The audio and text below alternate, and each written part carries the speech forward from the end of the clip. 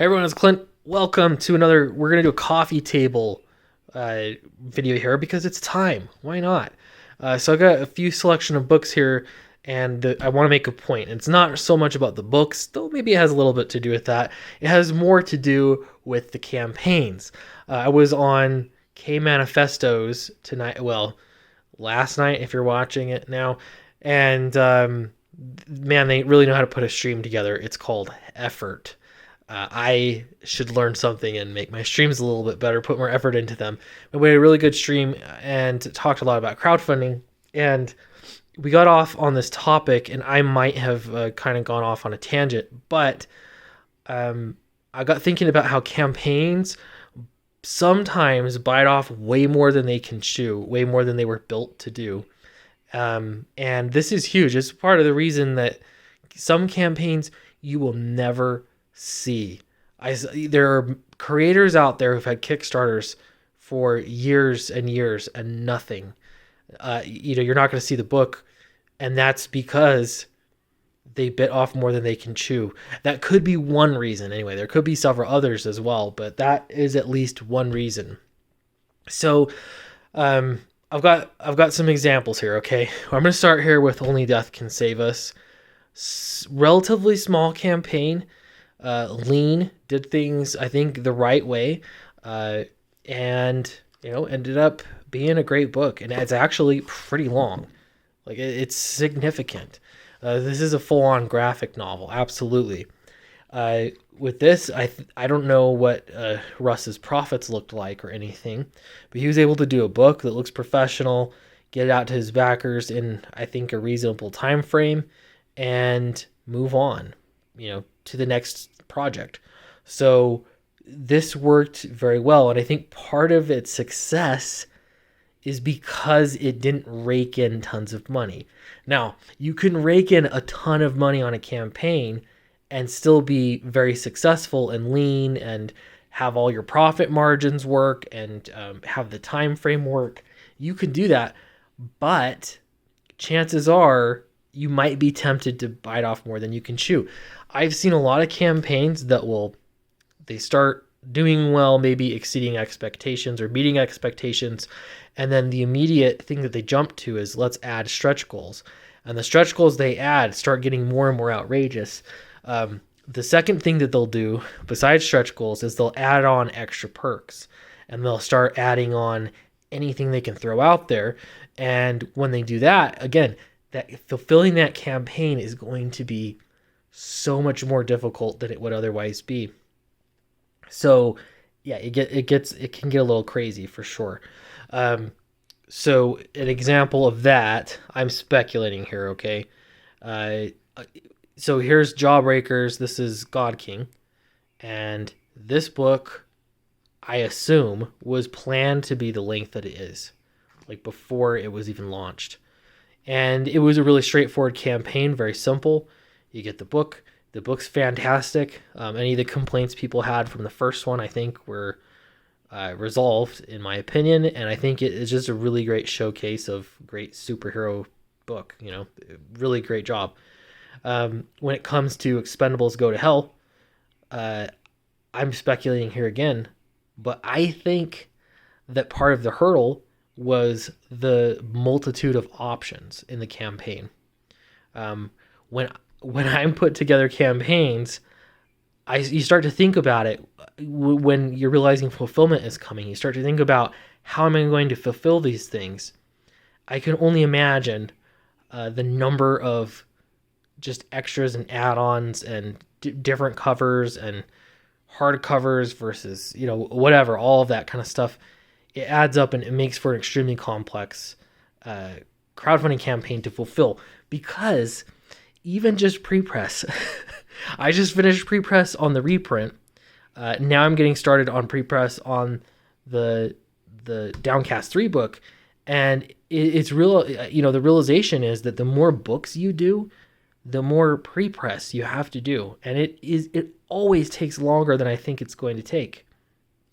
To make sure that everything's done correctly, and you have to add little pages here and there. All of that adds up, and it ends up taking a tremendous amount of time.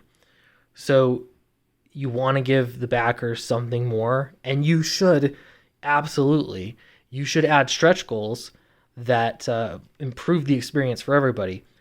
But the temptation is, and I guess the word of warning is, don't add too much in one campaign. Like, save it for the next campaign.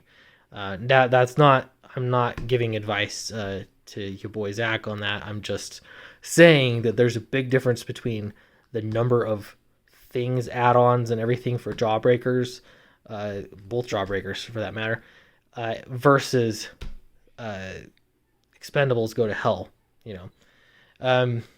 The other thing is adding page count. So you might be tempted to say, we're going to add more page count. And I like the concept a little bit, but not a lot. If you're going to add, let's say, a backup story or maybe 10 pages, and you have essentially in your story planned for there to be 10 more pages, and you need those 10 pages to be there, that could be a fantastic stretch goal. If you already have a 48-page book, let's say, and you decide you're going to add more and more and more pages, you're also adding on more and more time. And I would speculate that might be part of the reason why Red Rooster was so late. And it ended up, instead of giving fans something to be happy about, it gave them something to be upset about, at least in some cases. Again, I'm not throwing shade. I'm just saying that these are experiences that everybody can learn from. Cyberfrog, another book here that people got upset about. It was late. Not so much about it being late. Could be a number of things. If you just want to be professionally upset too, I guess that's a thing too. That's your prerogative.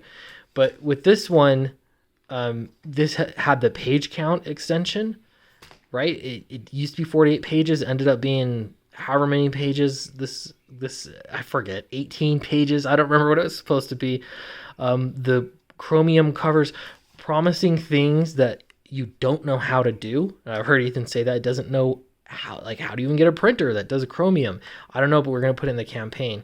Again, I'm not being critical. What I'm saying is that these are all things that you should consider if you're running a crowdfunding campaign. And you don't have to learn this firsthand. That's the beauty.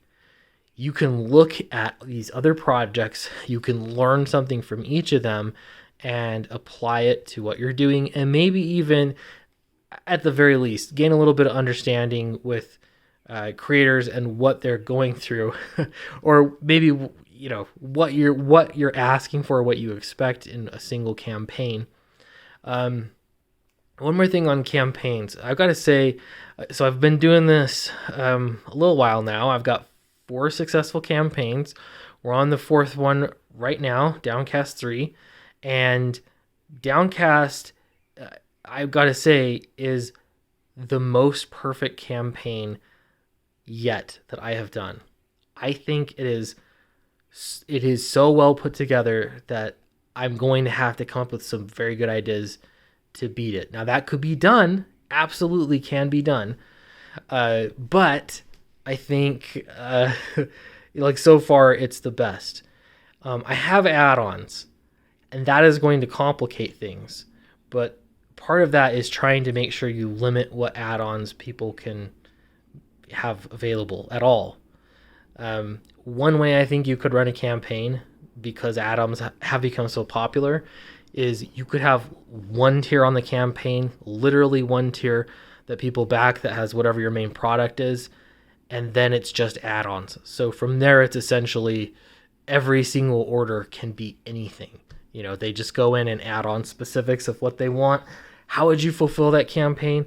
It's gonna be crazy, but you could do it. You'd have to do it one order at a time, really, to make sure that you're getting it right and not shipping the wrong items. But so the principles to round us all off, you have to keep it simple enough that it's easy to understand and easy to fulfill. Give people enough things to buy, like new content.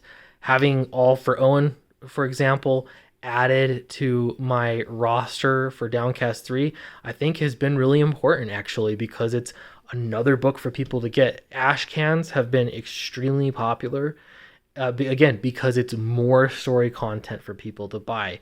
I think that is almost a necessity. As long as it makes sense on the back end, money wise, and doesn't extend your time in a crazy way. So simple, add more reading content, an option for more reading content. And then the next one is know when to max it out. Like, when are you finished? Adding add-ons and adding extras. I think at some point you just have to stop and tell yourself, yes, this campaign could hit the moon, but you also have to fulfill it. So some ideas are so good, you should save them for the next campaign. And on that next campaign, you do those ideas, but you can't do everything, because it's going to end up doing the opposite of what you want it to, which is make your backers happy. Anyway, so I hope all of this made sense. Don't forget to check out Downcast 3 on Indiegogo right now, and I appreciate your support. Let me know if you have any questions or comments below, or if I missed anything that seems glaringly obvious. Thanks so much, and I'll see you in the next video.